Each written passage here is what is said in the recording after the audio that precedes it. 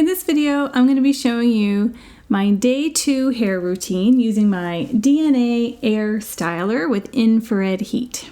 So when I get my shower in the morning, I put my hair up in a bun with my satin scrunchie, and that helps to just keep it from getting wet. And then I have some dry shampoo. If you've seen my video on how to shampoo your hair, I'll link it right here. This is something I don't use every day. Sometimes I use it day 2, sometimes I don't. But regardless, I always blow dry my hair again, only for about a minute. And the reason is I really want to try to get my roots especially just reshaped.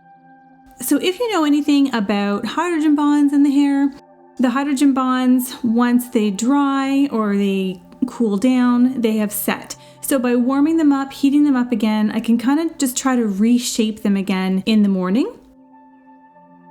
Putting some dry shampoo in there first and then running the blow dryer through is also really helpful because it helps to really work the dry shampoo in. It's also a good precautionary thing to do because sometimes in the shower you can get the hair a little bit damp. So then I'm just using my Olivia Garden hairbrush that I love so much and just making sure that it is well detangled.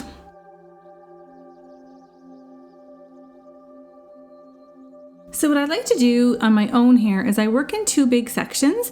So I section out right at the parietal ridge into the crown area. I take a nice big section there at the top and I get that out of my way. Again, I'm using my satin scrunchie.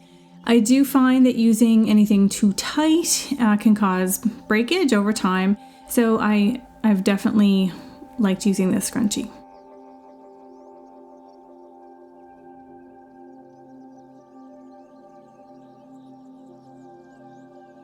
So my first section that I take, I'm going to take it right in the center and I'm going to pull it straight out. So I'm not really pulling it down at 0 degrees. I'm kind of starting at a 90 and moving downwards.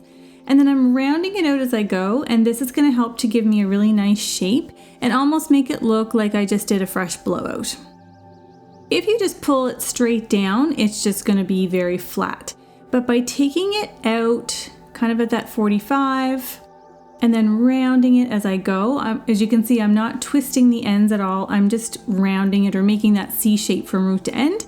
And that's gonna help give me that nice, just fullness, that nice fresh blowout look.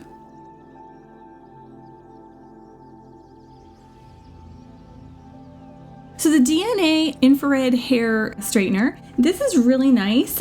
I was first introduced to it at a hair show that I attended, and I have to say I was super impressed when they used it on me for the very first time. My hair was so silky and so shiny. It was really quite something. I'd never seen anything like it. Now this hair straightener, it has vents in it, so it actually has it almost sounds like a blow dryer. It's not a blow dryer, but it does have a fan going, and what this does is it helps to cool the hair as I go. And as you know, when you put heat on your hair, it can cause damage. Infrared heat, however, although, heat is heat, it can definitely cause damage.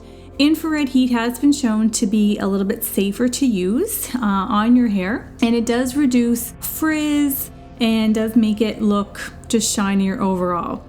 That fan is actually a cooling fan. So as I'm using the straightener, it's kind of cooling as I go.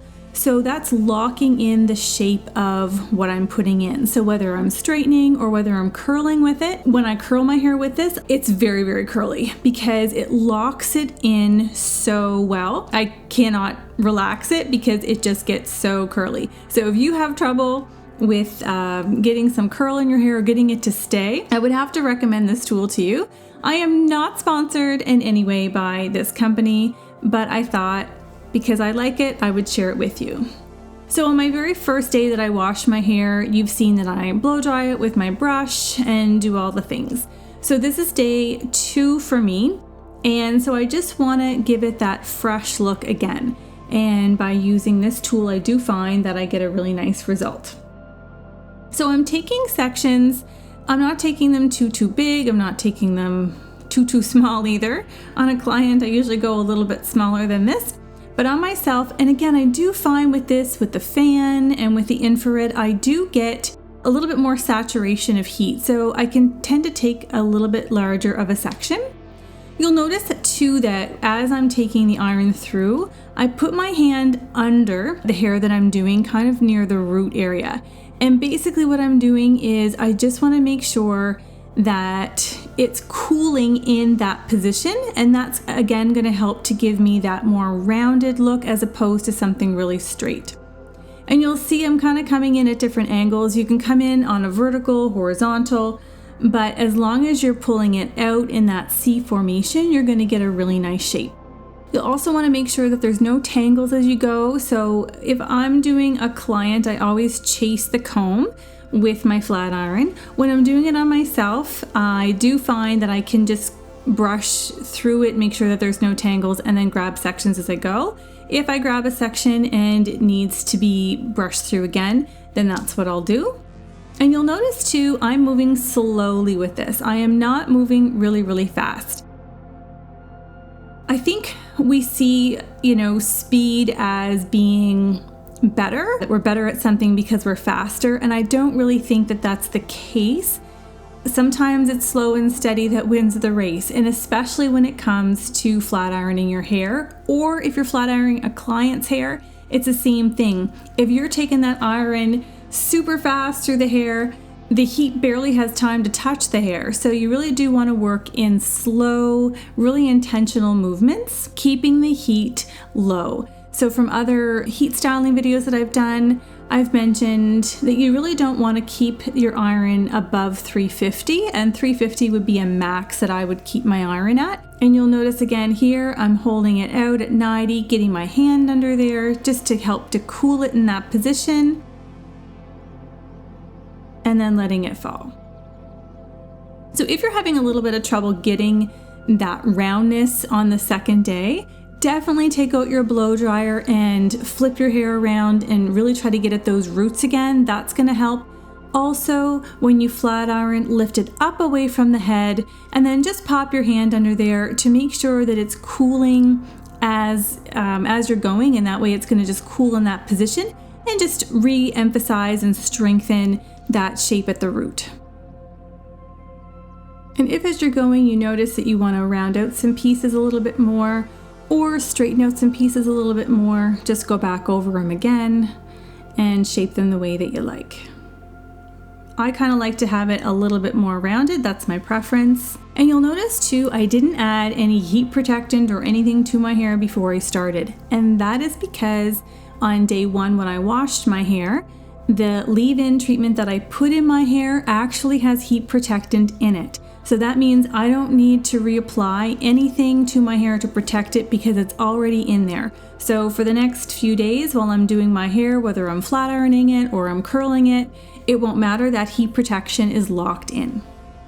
Doing the back can be a bit tricky, so I just pull everything forward. So I tend to hold my iron a bit more vertical and pull it more forward. It's just a little bit easier ergonomically. I take it back the best I can, but I always end up pulling it forward a little bit anyway. So now for some final touches. So I'm gonna just take my crown area. I am a big hair girl. I love volume. So I like to take that crown area. I give it a few passes with my pick comb just to do a little bit of back combing. And then I give it a quick shot of hairspray. And the hairspray is just gonna help to get into that little meshy pad that I made with my back combing and help to keep it in nice and solid. Then I take the section right underneath it. I think I'm taking 2 sections here all the way around, just again to give me a little bit more lift. And then another little shot of hairspray. And to make it really hold, add some heat to it. So heat will set whatever product that you've put in there. So a little bit of hairspray with a little bit of heat is going to give you the maximum hold for your roots. And then you never want to see that back combing. So I do like to ensure that I use a pick comb to keep it big, and also kind of just rake my fingers through it. If I have to, I'll take a pick comb as well, just to make sure that I don't see any of that cushion that I've put in there. And then to finish, just a few little spritz of hairspray. We're in a very humid season here where I live, and it's been my best friend this summer to help keep those flyaways. So here's a look at the iron. You can see that the infrared is right in there. Got your buttons on it to adjust your temperature, and you can turn the fan off or on depending on what you're doing. In some cases you may not want to have the fan on if you're looking to get some more heat into the hair, but I haven't had to turn it off yet. I like to keep it on. And that's it. That is my day 2 hair routine. Thanks so much for watching. I hope you got something out of this video today.